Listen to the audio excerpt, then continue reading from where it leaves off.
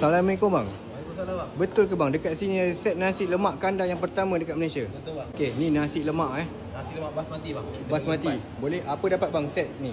Timun. Set talam nasi lemak kandar.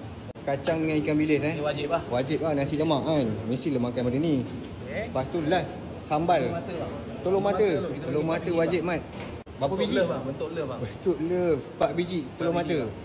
And then sambal. Sambal mak-mak. Sambal hantar atas nasi ke tepi bang? Atas nasi bang. Atas nasi bang Nasi lemak kandar bang Oh jangan banyak sangat. Memang cekit lagi Pedas-pedas bang. manis bang. Pedas-pedas manis Kita bagi ayam crispy satu. Ayam crispy satu, bahagian kepak. Depan ke Kemudian, kita apa ada lagi? Ayam berempah. Ayam berempah dapat. Set nasi lemak kandar dekat Sedap, Malaysia. sedap, bang. Sedap-sedap sikit bang bagi. Okey ngam. Lepas tu bang, Ini kita bagi rendang daging. rendang daging. hitam. Rendang daging hitam bang Rendang daging hitam. Cantik cantik cantik. Kita bagi paru belado. Paru belado. Dapat paru belado lagi. Dapat rendang dapat.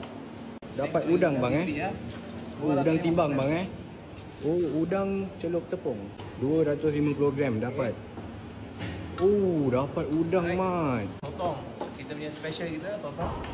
250 gram juga. 250 gram juga, timbang juga macam biasa. Oh, macam-macam lauk abang bagi bang Ya, macam nasi mak kandar kan. Nasi lemak kandar yang pertama tau. Ni sotong. Sotong. Sotong dapat, udang dapat. Lemak bakar Lemak bakar 100 gram. 100 gram lemak bakar abang ni bagi. Ni baru masak ni lemak bakar ni. Masak betul. Oh, tu yang dah siap punya. Dah nak habis bang lemak bakar.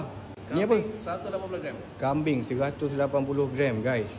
Oh, tak tahu harga berapa macam ni bang. Oh, banyak abang bagi. Kita bagi lobster bang. Fuh, Berat sekilo. lobster bang. Berat sekilo. Kita letak sini bang. Oh, gila-gila abang ni Kuah kita berniaga. bagi bang. Kuah Kuah apa tu bang? Buttermilk. Buttermilk salted egg bang. Ni nama dia nasi lemak kandar ni. Nasi lemak kandar bang. Sur bang. Sur. Oh, ni dah siap bang. Nasihat bang. Okey bang, saya nak tanya bang. Macam ni berapa ringgit abang letak bang? Ini estimate dalam RM400 lah. 400 lah jalan. RM400 jalan bang. Kedai warung ni 9 betul? Warung ni 9 orang 7 roti.